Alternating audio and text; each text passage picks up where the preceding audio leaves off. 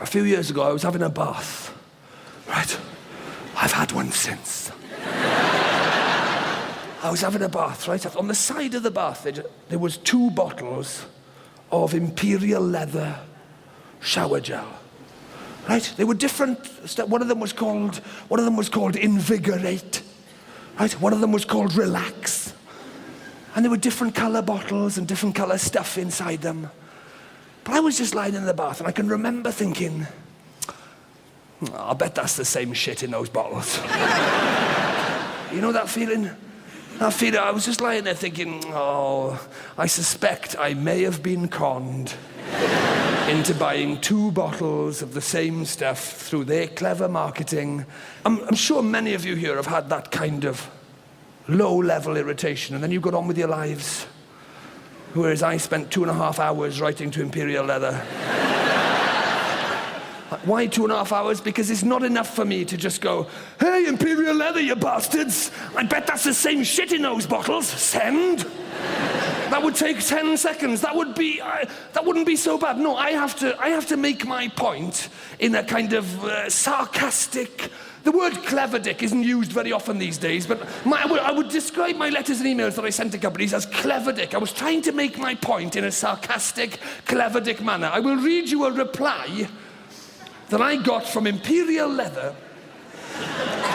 Right, my girlfriend used to go bonkers about this. She'd come in the room, she'd go, who are you writing to now? I'd be like, Imperial Leather, get out, it's important. Right?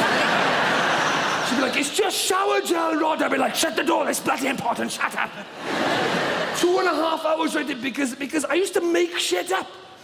Lie, whatever it was to make my point, just to score a petty little victory. And I will read you the reply I got from Imperial Leather. It'll give you some idea of the lengths I used to go to.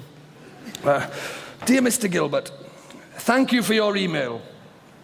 I am sorry to hear that our shower gels did not meet your expectations.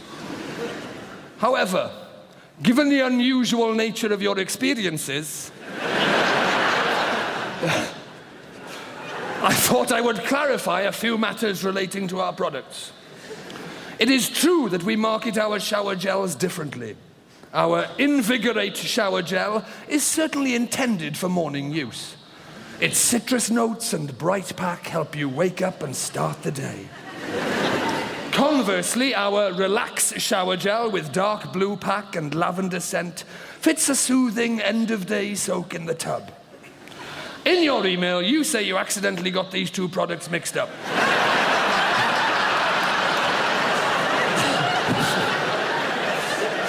It's as pathetic as it is amusing, you have to admit. In your email, you say you accidentally got these 2 products mixed up and used them at the wrong times of day. I would like to reassure you that using Invigorate shower gel in the evening would not keep you up all night in the manner you describe.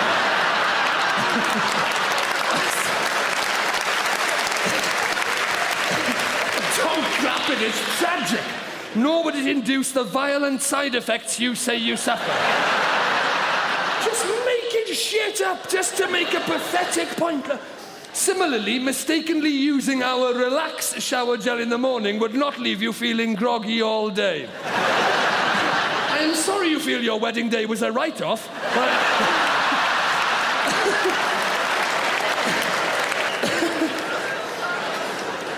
And I sympathize with the intimate performance issues you experienced on such an important occasion. But it is simply not plausible that our shower gels were responsible.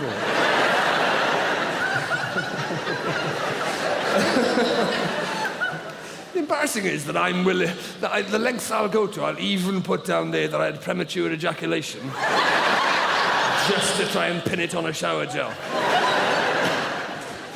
Moving on, please accept our sincere condolences. The death of a grandparent is an emotional time. And for this to happen on Christmas Day must be especially difficult. However, I believe you expected too much of our comforting bath foam.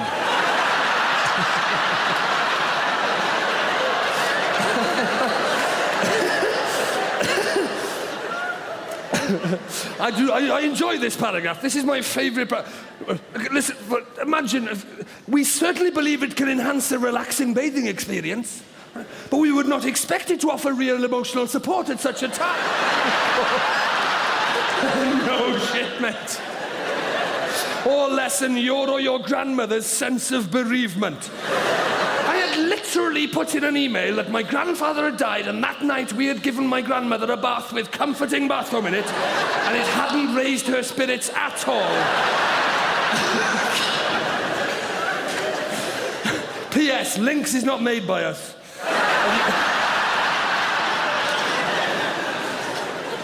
Lynx is not made by us, and you should contact the manufacturer directly if you feel so inclined. However, since you ask my personal opinion, I think it highly unlikely that Lynx will accept direct responsibility for your grandfather's death. Lynx voodoo draws on the exoticism and mystery of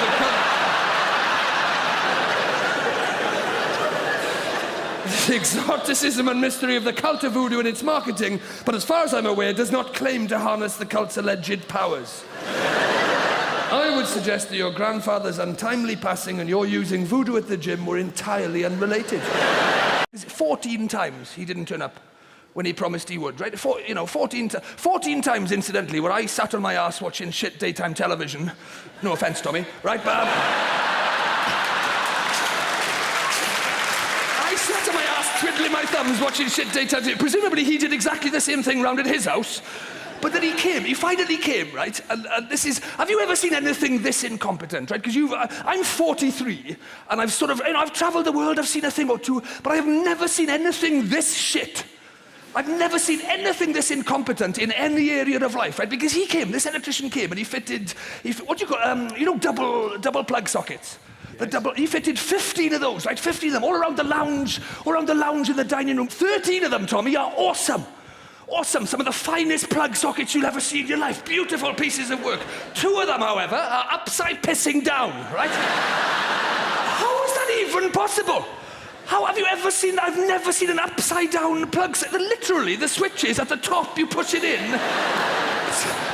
Half the light switches are on the wrong way round as well, right? But I thought I can live with that. I was going to complain about that until I saw the plug sockets. I'll leave it go, right? Because it's not the end of the world. Some of them are on when they're up, some of them are on when they're down, or whatever. It's a bit inconvenient, but they all still work until you come to change a light bulb, and then it's Russian roulette, frankly, right? I let it go. I let the light switches go. We've all seen that before, right? But I've never seen upside-down sockets, so I rang him, right? And the conversation I had with my electrician is in my anger management diary, right? This is the conversation with my electrician because he's put 2 plug sockets upside down in our lounge. I rang him, right? This is the electrician. I rang him. I said, this is a bit awkward, but you seem to have fitted 2 of the plug sockets upside down. Do you know what he said, Tommy? Are you sure? I said, I think so. Yeah, I'm pretty sure. I mean, let me just check. Oh, hang on, my girlfriend's just come in. Her head seems to be roughly the same height as mine. Her eyes are above her mouth, and when we drop things, they fall towards our feet. We seem to be the right way up, mate. This is a genuine question from my electrician, Tommy, a genuine question. Would you prefer them all the same way up, would you? I think I would. I'm sorry, I'm old school. What can I say? I can't help it. And he's always on the front foot. He's one of those people, he'll never take a criticism, this guy, right? Because he's like, what do you want me to do about it? He's on the phone, what do you expect me to do about it? I said, well, it seems to me you've got 2 choices, right? One involves you popping back to the house and turning the 2 sockets round. Right? And the other one involves you trying to persuade the entire world to start living upside down, doesn't it? But I should point out, if you do decide to go down that second route, it could actually involve a lot more work for you in the long run, right? Because once you've travelled the world spreading the topsy-turvy gospel according to St. Pissing Nutjob the Inverted, right? You'll have to bounce back here on your head and redo the 13 sockets you put on the right way down in the first place. So she went out in Cardiff on the pop drinking while I stayed in on my own. I went to Tesco Metros on my own to get my own bloody dinner. It's in here. I'll tell you what happened, right? You will see that it is something and bloody nothing, right? This is... Where were you? Location, Tesco Metros, Cardiff. What would you say was the main cause of your stress or feelings of anger? A baked potato. What action did you take to combat the stress or feelings of anger? I called the manager. How was the situation resolved? I was asked to put the courgette down and leave the supermarket. I know, by the way, all of this show is me looking back at what an idiot I used to be. I'm with you. I know you're going to say this is petty. I know this is an example coming up of me being extraordinarily petty. I know that, so don't bother bloody heckling me, right? I realise that. All of this show is me looking back at what I used to be like. Give a brief description of the incident, including details of any relevant conversations that took place. This is me. Excuse me, I'd just like one jacket potato, please. Right. The manager, I'm sorry, sir, they come in packs of 2. Me, no they don't. You did that. I know. I realise. See, this is the thing. I know this is petty, right? The manager's like, what do you mean? I said, this isn't Noah's vegetable rack, right? Potatoes come in ones. It's 1 potato, 2 potato, 3 potato, 4. Not 2 potato, 4 potato, 6 potato, pissing 8. She said, yeah, but there's 2 in the pack. I said, I can see that, and just totted them up on my new toothbrush. Right, but the thing is, I don't actually need to, because there's only me in the house. My bloody selfish girlfriend's gone out on the piss, and I'm having a jacket potato for dinner, and I'm pretty confident that I can nail it first time, right? So I don't need a spare. I don't need a contingency potato in case it all goes wrong. So just take one out, and I'll be on my way. She said, we can't do that. We don't sell them singly. Perhaps you could take the 2 and have the other one another time. I said, I know, I would normally, I'd love to, but the thing is I'm going away at 6 o'clock tomorrow morning and I don't really want it for breakfast, right? She said, couldn't you take it with you? You want me to take a jacket potato on a romantic break? I just tell my girlfriend she can't come because I'm taking a baked potato with me. She said, oh, I didn't say instead of your girlfriend. I said, well, you want the 3 of us to go together, is that it? It's even bloody weirder, isn't it? What am I going to... It's a romantic... What am I going to say to my girlfriend? Come on, love, you have to admit things have been a bit lackluster in the bedroom recently. I hope you don't mind, but I've brought this along. Bend over and say hello to King Edward. Take him back and change him for a Maris Piper if he doesn't fit. Who didn't know it was a romantic break? What does it matter what sort of break it is? Even if it was a business trip, I probably wouldn't take a potato to America with me. That's where potatoes came from in the first place, for one thing. What am I going to tell their customs officers, that I'm bringing their potatoes back one by one? Is that it? Don't worry, officer, they didn't get far, and this one's the ringleader. Come on, you! Shift your ass! This is where I apparently could have been arrested, because I said, give it to you and I'll split the pack. Give it to you and I'll bloody break the pack open. She's like, you do that, you could be arrested. I was like, charged with what? Separating potatoes. Oh, come on, I'll be out in 6 months with a good lawyer. You don't frighten me. This is very good. Oh, look, calm down, can't you just give it away? I was like, actually, of course I can. What am I thinking? It's my niece's birthday on Sunday. You know, I hadn't thought to get her a potato this year. She was so disappointed with last year's onion that I didn't think of a vegetable.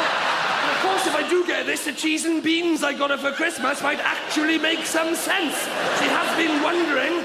I didn't mean as a present, just give it away. I said, well, you want me to stand here in the fruit and veg aisle till some of the sad loser comes in looking for one jacket potato and then beg him to go halves on a pack of 2 with me, is that it? Not doing that again. I was here till 4:30 this morning with a triple pack of peppers, in case you've forgotten. You try getting shot of a yellow one in the middle of the night. It's full of bloody idiots in here. This is, and I know this is petty, right? And I've said to you tonight that sometimes I know why I'm annoyed, sometimes I've got no idea, sometimes I've got an inkling. With this one, I know why it is. It's great, I know why it is. It's because it's pissing packaging. Packaging winds me up because we don't need it. We don't need any of the shit they put all this stuff in. We have to pay for it, it goes on our bill, and then we can't get rid of the stuff for 500 billion years because it won't piss and decompose. But they blame us. They blame us. She started blaming us. She said, well, it's our customers. Our customer feedback. We've done focus groups that shows customers want potatoes packaged like this. So are you seriously telling me you've done focus groups where people sit around Going, do you know how I'd like my potatoes, Tesco's? I don't know if you could manage this, but I'd like them in a pair. Obviously, I'd like them on a styrofoam tray. I'm not an idiot. I'd like them a label on each potato saying potato, and then I'd like the whole thing wrapped up in cellophane, and then another label on the outside reminding me that there's 2 potatoes inside the cellophane on top of the styrofoam tray.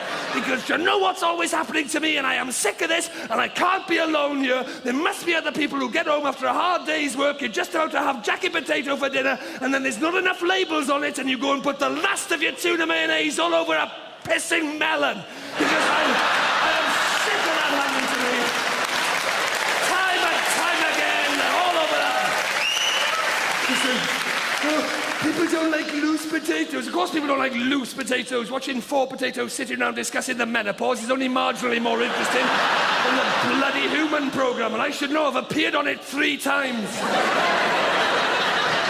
I said, justify it. If you can justify it, I will happily pay for the packaging. Justify it, and I will pay for it, right? But if you can't, then we'll take it off. She said, the cellophane stops them rolling off the tray.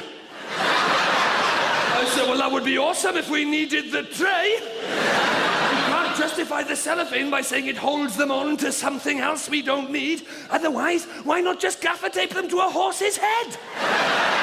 And bang on about how essential the gaffer tape is to stop them rolling off the horse. Because I don't need a styrofoam tray any more than I need a potato horse bonnet, you dickhead.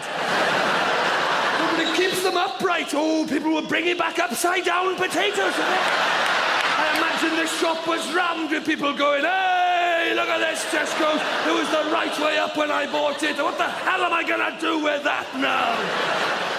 Oh, it protects the potato. Who is trying to harm our potatoes? Who is it? What do you know that we don't? Has the Harold Chipman escaped? Is it the Yorkshire Chipper? The Boston Masher? She said, I didn't say anybody was trying to harm them. I said, well, if it's a self-harming potato, you can bloody keep it. I do not want a potato with low self-esteem who's going to start peeling himself every time things get a little bit difficult. I don't want to come home to find a pan of mash and a suicide note on the hob there. Is that why there's 2 of them in there? Is there for moral support? So one of them can talk his mate down from the edge of the pan? I meant it protects them in transit. In transit, they live underground, man. They came from America originally, thousands of miles in the freezing hold of a ship. This is 5 minutes in a 4-door saloon with heated seats and a pissing CD player. I'll recline the seats for the fussy little bastards, if you like.